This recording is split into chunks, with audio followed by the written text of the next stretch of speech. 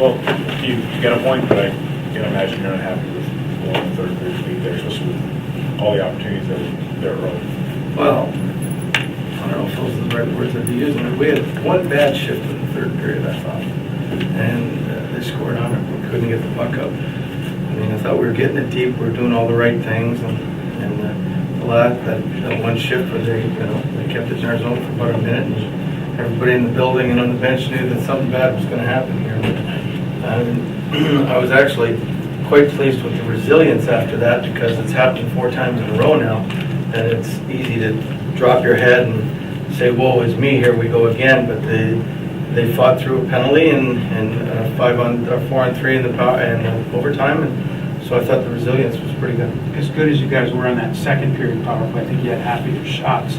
Were you thinking when you got the 5-on-3 that was the opportunity to solve this? That was the time to do it. I mean, we had a 5-on-3 for a minute, 50 seconds almost, I think, and those are the ones that you have to have the killer instinct and put it away. And for whatever reason, we had the same trouble at the beginning of last year on 5-on-3s, and everybody wants to be the scorer, and nobody wants to be the guy that's doing the grunt work in front of the net.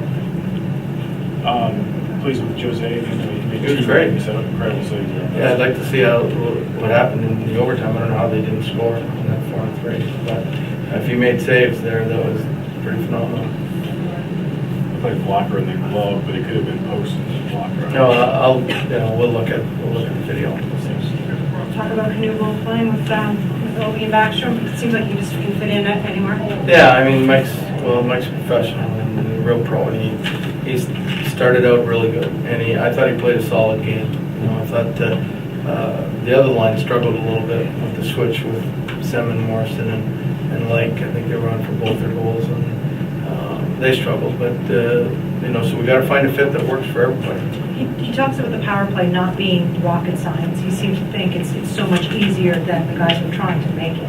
Maybe they're making it too hard on themselves. Yeah, well, we've been, last year, I guess, we were more of we got certain plays that we make, and when we do them, we win, and we score. When we don't do them, and we try to ad lib, and one person plays as one rather than 5 people playing as one, then we don't have success. And I think it's not for lack of trying, it's for lack of they all want to succeed, but you take it upon yourself saying, I got to be the one that scores, and we got to turn that part around. John Erskine Blocked a shot and upper body injury, so he's day to day right now. Nothing's broken or nothing, he's just sore. First period, one of the better periods clearly of the year. I'd be pretty happy with that the way the team played in that first period. Well, I like the way that they only had 11 shots after 2 periods. I thought we shut them down pretty good, and that's a really hard-working team.